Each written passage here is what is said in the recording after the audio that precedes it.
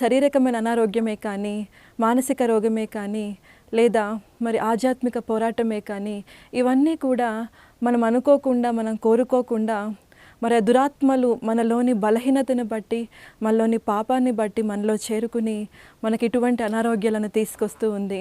మరి పాపం అనగా చాలామంది ఈ హత్యనో లేకపోతే వ్యభిచారం చేయడమో వీటిని మాత్రమే ఊహించుకుంటారు.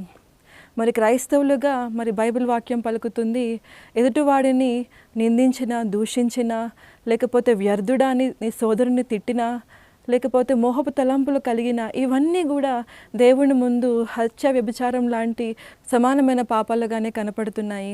అంతేకాకుండా కొన్నిసార్లు ఈ దురాత్మ శక్తులు మానవుల విశ్వాసాన్ని బలహీనపరచాలని, మరి ఇటువంటి కష్టాలు వచ్చినప్పుడు దేవుణ్ణి దూషించాలని కూడా, మరి వారి విశ్వాసాన్ని కోల్పోయి రక్షణ మార్గం నుండి తప్పుకోవాలని కూడా ఈ సాతాను శక్తులు మనకి ఇటువంటి అనారోగ్యాలను తీసుకొస్తుంది. అంతేకాకుండా మన ప్రభువైన క్రీస్తు మన విశ్వాసాన్ని పరీక్షించాలని, మరి ఎన్ని కష్టాలు వచ్చినా మన విశ్వాసంలో నిలకడగా ఉంటామా లేదా, మరి దేవుణ్ణి దూషిస్తామా లేదా అని దేవుడే మరి ఆ దురాత్మ శక్తులకు మన జీవితంలోకి వచ్చి మనల్ని శోధించడానికి కొంతకాలం వాటికి అధికారం ఇస్తాడు. కానీ దేవుడిచ్చే పరీక్షలో మనకి ఎటువంటి నష్టాలు కానీ, ఎటువంటి భయంకరమైన మరణకరమైన రోగాలు కానీ రావడం లాంటివి జరగదు. అవి వచ్చినా సరే కొంతకాలానికి మనం స్వస్థత పొంది, ఆరోగ్యం పొంది, దేవుడిచ్చే బలం పొందుకుంటాం. కానీ ఏ విధంగా కూడా మనం నష్టపోయే అవకాశం లేదు. అంతేకాకుండా ప్రియమైన సహోదరి సహోదరులారా, మనం చాలాసార్లు అనుకుంటాము మనకు తెలియకుండానే ఈ దురాత్మలు మనల్ని ఆక్రమించుకుంటాయి అని చెప్పి. అలా కాకుండా చాలామంది మానవులు వారంతగా వారే ఈ దురాత్మలను, ఈ సాతాను శక్తులను వారి జీవితంలో ఆహ్వానించుకుంటూ ఉంటారు. వారి జీవితంలో ఒక భాగంగా చేసుకుంటూ ఉంటారు. వారి యొక్క శరీరంలో ఆ యొక్క దురాత్మలను వారు కావాలనే నిలుపుకుంటూ ఉంటారు, ఆవాహనం చేసుకుంటూ ఉంటారు. ఈ చేతబడులు చేసేవారు కానీ, చిల్లంగి చేసేవారు కానీ, సోద చెప్పేవారు కానీ, వీరందరూ కూడా మరి వారి వ్యాపారం కోసము, ఈ లోకపు ఆశల కొరకు, మరి డబ్బు కొరకు, పేరు ప్రఖ్యాతుల కొరకు, వీటన్నిటి కొరకు ఆ దురాత్మలను వారి జీవితంలోనికి, వారి శరీరంలోనికి ఆహ్వానించుకుంటూ ఉంటారు. మరి మన ప్రభువైన క్రీస్తుని నమ్మిన, విశ్వసించిన మనందరికీ కూడా క్రీస్తు ప్రభు మనకి పరిశుద్ధాత్మను ఏ విధంగా అయితే అనుగ్రహించారో, అదేవిధంగా ఈ యొక్క సాతాను నమ్మిన వారికి, ఈ దురాత్మలను మరి ఆవాహనం చేసుకునే వారికి ఆ దురాత్మలు వారి శరీరంలో, వారి జీవితంలో ఆ దురాత్మలను నింపుతాయి. ఆ దురాత్మలు వారితో పాటు సహవాసం చేస్తూ ఉంటాయి. మరి మన సృష్టికర్త అయిన ప్రభు, క్రీస్తు ప్రభు, నిజమైన దేవుడు ఏ విధంగా అయితే క్రీస్తు నమ్మిన మనకందరికీ కూడా పరిశుద్ధాత్మను అనుగ్రహించి సర్వ సత్యంలోకి నడిపిస్తాడని, నిజమైన మార్గంలోకి నడిపిస్తాడని యోహాను సువార్త 16వ అధ్యాయము 13వ వచనం పలుకుతుంది. అదేవిధంగా ప్రియమైన సహోదరి సహోదరులారా, కావాలని చెప్పి సాతాను శక్తులను కోరుకునే వాళ్ళు, దురాత్మలను పొందుకునే వాళ్ళు వారి యొక్క ఆత్మ దురాత్మలతో నింపబడి అసత్యంలోకి, అంధకారంలోకి, చీకటిలోకి వారు నడిపిస్తూ ఉంటుంది. మరి మీ అందరికీ తెలుసు, 1 కొరింథీయులు 6వ అధ్యాయం 19వ వచనంలో మన దేహము పరిశుద్ధాత్మకు ఆలయంగా వాక్యం పలుకుతుంది. అవును, ప్రభువైన క్రీస్తు నమ్ముకున్న మనందరి యొక్క శరీరాలు పరిశుద్ధాత్మతో నింపబడతాయి. చాలామంది మాకు అభిషేకం లేదు, పరిశుద్ధాత్మ మాకు రాలేదు అని చెప్పి ఏడుస్తూ నాకు ఫోన్ చేస్తూ ఉంటారు, బాధపడుతూ ఉంటారు. ప్రియమైన సహోదరి సహోదరులారా, ఏనాడైతే నువ్వు ప్రభువైన క్రీస్తు నమ్ముతావో ఆ క్షణమే దేవుని యొక్క ఆత్మతో నువ్వు నింపబడతావు. అభిషేకం అంటే దేవుని యొక్క పరిచర్య కొరకు, దేవుని యొక్క పని కొరకు దేవుడు నిన్ను నిర్ణయించుకోవడము, నిన్ను పెట్టుకోవడమే అభిషేకము. అభిషేకానికి, పరిశుద్ధాత్మతో నింపబడడానికి చాలా తేడా ఉంది. మరి ఎప్పుడైతే మనం పరిశుద్ధాత్మను పొందుకుంటామో, క్రీస్తు నమ్ముతామో, ఆ క్షణము మన జీవితం మన ప్రభువైన క్రీస్తుకు అంకితం అవుతుంది. మన పనులు, మన నడవడిక, మన జీవిత విధానం అంతా కూడా దేవుడు నిర్ణయించిన ప్రకారంగా నడుస్తుంది. కానీ అందులో మన యొక్క చిత్తము కానీ, మన యొక్క కార్యాలు కానీ, మన యొక్క తలంపులు కానీ ఏవి కూడా చెల్లవు. అన్నీ దేవుని యొక్క ఆధీనంలోకి వెళ్ళిపోతాయి. అదేవిధంగా ఈ సాతాను శక్తులు, దురాత్మలను ఆవాహనం చేసుకునే వారి జీవితము దురాత్మల యొక్క ఆధీనంలోకి వెళ్ళిపోతుంది. వారి నడవడిక ప్రతి ఒక్కటి కూడా సాతాను మరి చెప్పే విధానం బట్టి, సాతాను యొక్క తలంపును బట్టి నడుస్తూ ఉంటుంది. చాలామంది క్రైస్తవులు వారి పిల్లలను మరి దేవుని సేవ కొరకు అంకితం చేస్తారు. మరి కొంతమంది తల్లిదండ్రుల ద్వారా వారి జీవితాన్ని మన ప్రభువైన క్రీస్తు సేవకు అంకితం చేయబడతారు. మరి కొంతమంది వారంతగా వారే దేవుని పరిచర్య కొరకు వారి జీవితాన్ని అంకితం చేసుకుంటారు. మరి నా జీవితంలో నా తల్లిదండ్రులు మరి దేవుని సేవ కొరకు నన్ను అంకితం చేయలేదు, నేను కూడా అంకితం చేసుకోలేదు. కానీ మన ప్రభువైన క్రీస్తు ఆయనే నన్ను పిలుచుకొని మరి నా ద్వారా మాట్లాడి మరి నా జీవితాన్ని ఆయన అంకితం చేసుకోమని నాతో మాట్లాడారు.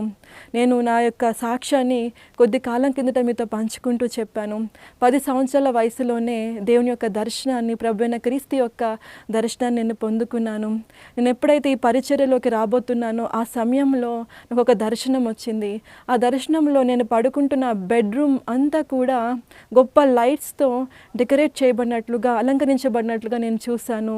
నేను పైకి చూసినప్పుడు ఆ యొక్క రూఫ్ మొత్తం కూడా తొలగిపోయి పరలోకమందు సింహాసనంపై మన ప్రభువైన క్రీస్తు ఆసీనుడై ఉండడం నేను చూశాను. ఆయన చుట్టుపక్కల అందరూ కూడా కొన్ని కోట్ల మంది దేవదూతలు ఆయన చుట్టుపక్కల తిరుగుతూ హల్లెలూయా స్తుతి మహిమ గీతాన్ని పాడుతూ ఆయన స్తుతిస్తున్నారు. మరి కింద నా పక్కన మా తల్లి కూడా ఆ దేవదూతలతో పాటు ఆ యొక్క హల్లెలూయా గీతాన్ని పాడుతూ వారితో పాటు దేవుని స్తుతిస్తూ ఉంది. ఆ క్షణము ప్రభువైన క్రీస్తు వద్ద నుండి ఒక స్వరం వచ్చి, అమ్మ ఇదిగో నీ చేతులతో నీ బిడ్డను ఎత్తి పట్టుకుని నా వైపు చాచి మరి నాకు బలి అర్పణ చేయి అని చెప్పి, వెంటనే మా అమ్మ నన్ను తన చేతుల మీద ఎత్తి పట్టుకుని దేవుని వైపు చాపి ఆయనకు చేసినట్లుగా నేను చూశాను. వెంటనే ఒక స్వరం నాకు వినపడింది, కుమారి ఇదిగో నీవు సిద్ధపడి ఉండు, నీవు చెప్పే వాక్యాన్ని వినడానికి అనేక మంది రాబోతున్నారు అని చెప్పి ఆ క్షణమందు అనేక మంది స్త్రీ పురుషులు మరి నేను చెప్తున్న వాక్యాన్ని వినడానికి వస్తున్నట్లుగా నేను చూశాను. అంటే క్రైస్తవులుగా మన జీవితము అనేక విధాలుగా మరి దేవుని పరిచర్య కొరకు కానీ, మరి దేవుని యొక్క సందేశకులుగా, మరి దేవుని యొక్క మరి ఒక మార్గం నడిచే బిడ్డలుగా, క్రైస్తవులుగా మన జీవితాన్ని దేవుడు తన కొరకు అంకితం చేసుకుంటాడు.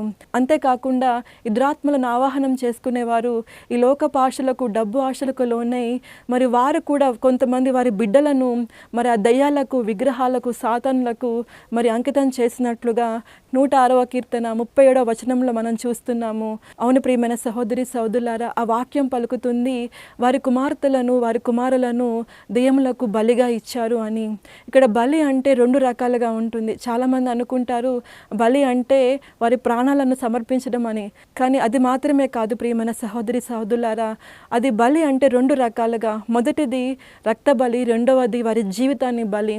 రక్త బలి అంటే ఆ పిల్లలను, వారి ప్రాణాన్ని మొత్తానికి సాతాను రాజ్యంలోకి ఇచ్చేసే విధంగా సాతానుకు బలి ఇచ్చేస్తారు.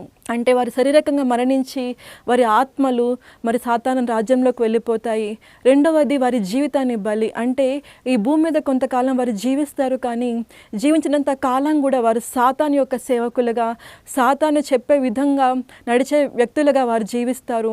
వారు పాపాలు చేస్తారు, ఇంకా అనేక మందిని ఆ పాపంలోకి నడిపిస్తూ ఉంటారు. అనేక మంది ఆత్మలను దేవుని వద్దకు రానియకుండా సాతాను రాజ్యంలోకి కలెక్ట్ చేసి వారి ఆత్మలన్నింటినీ కూడా సాతాను రాజ్యానికి పంపిస్తారు. వారందరినీ కూడా పాపాలను పడేస్తూ ఉంటారు. ఇలాంటి మంది మన చుట్టుపక్కల పరిసరాల్లో చాలామంది ఉంటారు.